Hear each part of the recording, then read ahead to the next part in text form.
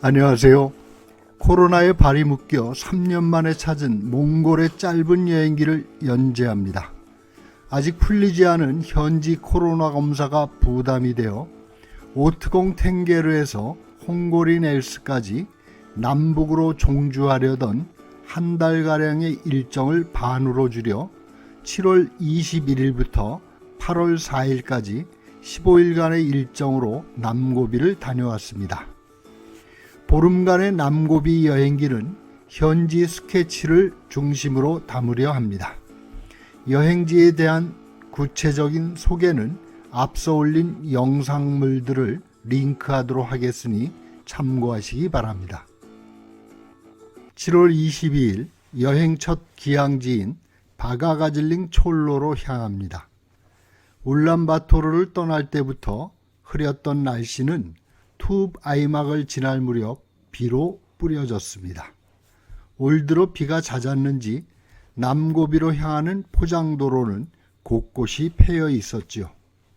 최근 들어 몽골에서 벌이는 대규모 공사와 광산 개발로 밤낮을 가리지 않고 뻔질나게 오가는 대형 트럭들을 감당하지 못했을 것입니다. 비에 젖은 초원은 싱그러웠습니다. 포장도로에서 내려서 초원으로 들어서자 풀냄새가 코를 찌릅니다. 적당히 내린 비에 촉촉이 젖은 초원길을 푸르공은 쏜살같이 내달립니다.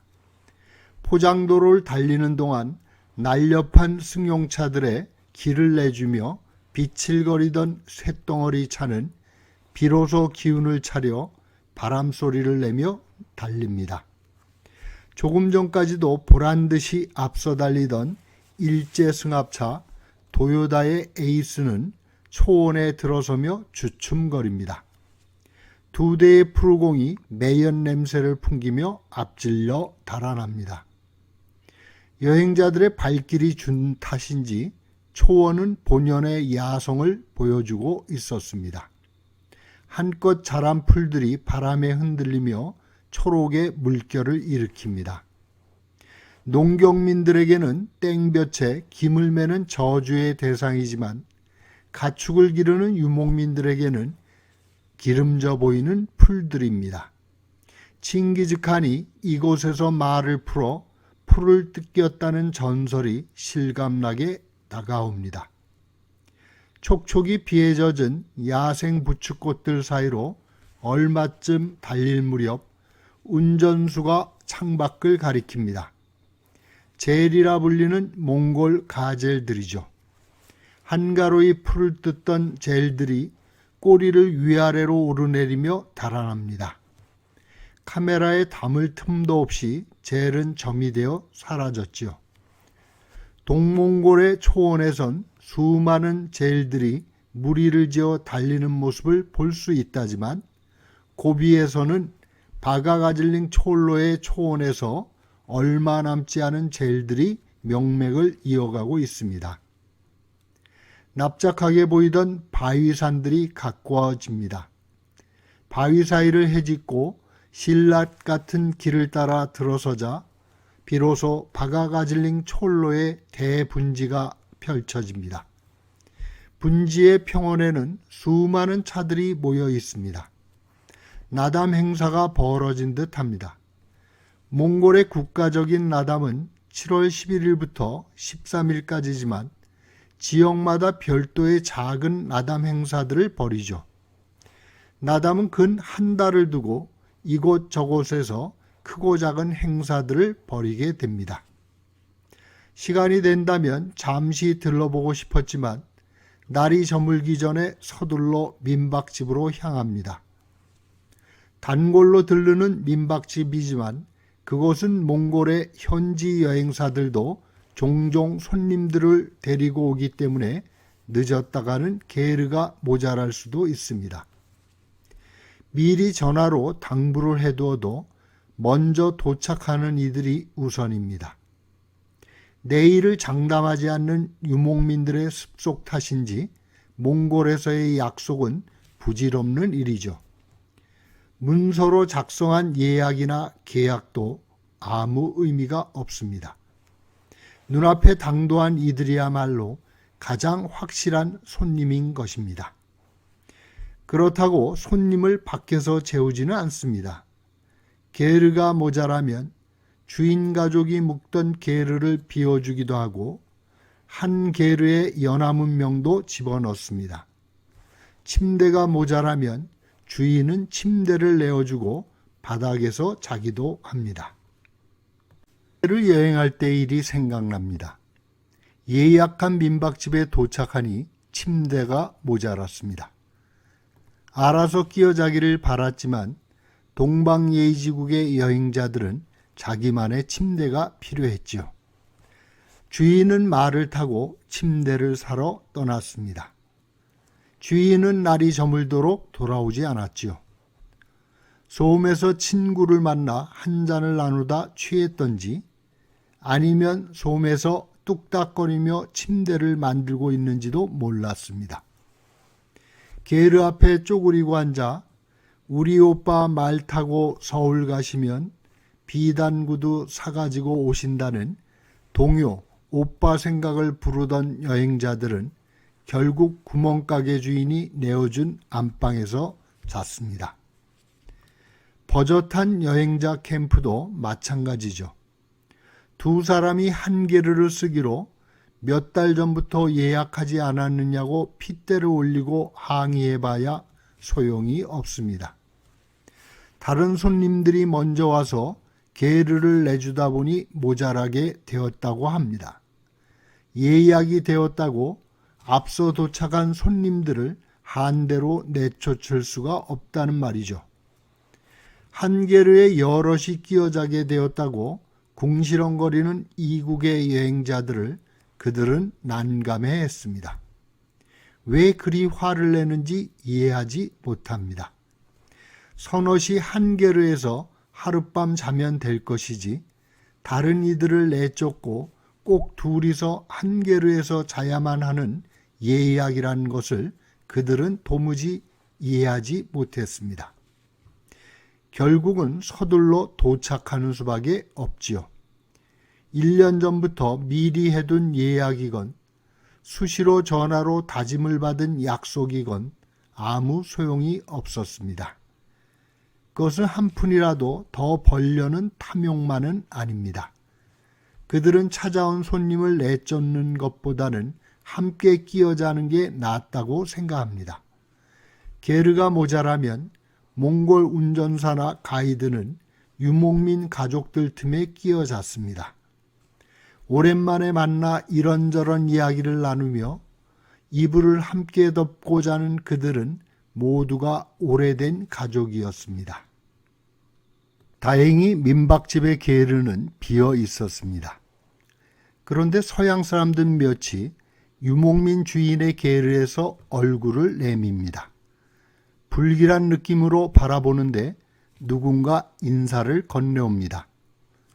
서글서글한 웃음을 띤 몽골인의 얼굴이 왠지 낯익습니다. 그가 서툰 한국말로 오랜만입니다 라고 손을 내밀어 옵니다. 2014년 몽골 작가들을 만나러 도른고비의 샤인산드 쪽으로 여행할 때 함께했던 몽골 운전사였습니다.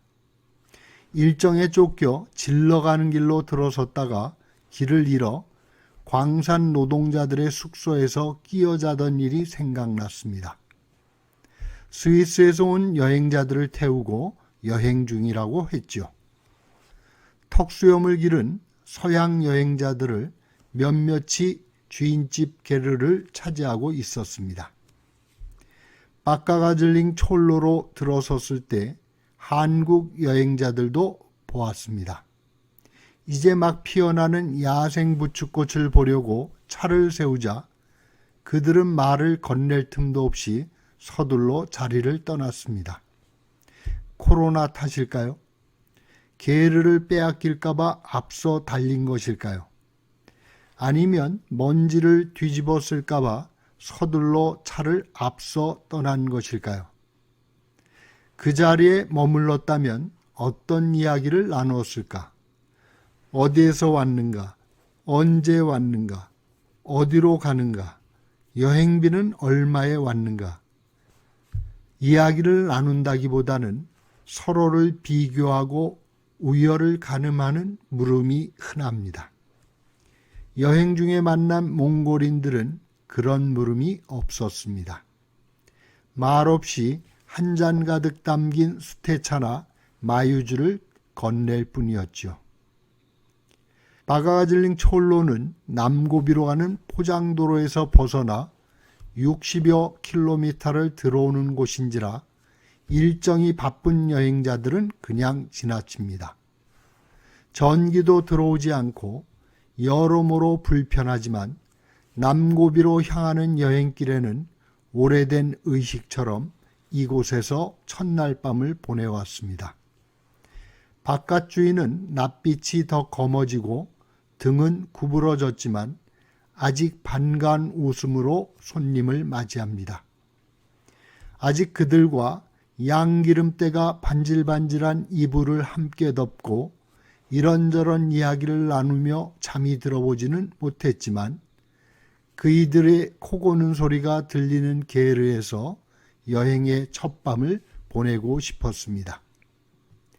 몽골을 찾아온 여행자들은 매연 냄새와 차들로 붐비는 울란바토르를 보며 적잖이 실망합니다. 대한민국의 국민들에게 여행은 어떠한 것인가요? 그것은 벼르고 벼르며 어렵게 얻어낸 시간입니다. 악머구리처럼 들러붙는 온갖 일정과 수북히 쌓인 일들과 저마다 타고난 역사적 사명들을 떨쳐내고 분연히 나선 길이 아니겠습니까? 여행자들은 차들의 비명과 먼지로 뒤덮인 울란바토르를 보며 자신이 왜 여기를 왔는지 반문하게 됩니다. 남고비로 향하는 포장도로를 달리면서도 그런 물음은 쉽게 가셔지지 않습니다.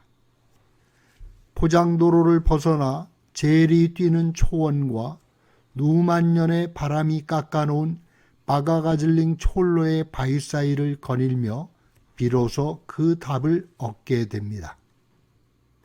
몽골 여행의 성패는 첫날에 달려 있습니다. 바가가질링 촐로에서 샤워할 물이 없다거나 화장실이 멀다고 이맛살을 찌푸리고 양냄새 나는 게르에 들어서지 못하고 서성거리는 이라면 그 답을 찾기 어렵습니다. 여행이 끝날 때까지 그에겐 이런 물음만이 남을 것입니다. 내가 왜 여기 왔지? 바가가질링 촐로는 별을 보기에 좋은 곳입니다. 전기가 없는 유목민의 게르에서 맞이하는 첫날 밤에 운이 좋다면 숨막히는 별들을 만나게 됩니다. 모든 누추함과 불편함을 덮는 초온의 밤이 박하향기를 풍기는 암막을 펼치면 그 위로 진주를 깨부수듯 흩뿌려진 몽골의 여름별들이 빛납니다. 대부분의 여행자들은 그것만으로도 충분한 답을 얻습니다. 더 이상 바랄 것이 없다. 몇몇 여행자들은 아직 시작도 하지 않은 여행의 첫날 밤에 그렇게 외칩니다. 누구나 그런 답을 쉽게 얻는 것은 아닙니다. 우기의 바가가질링 촐로는 비가 잦습니다.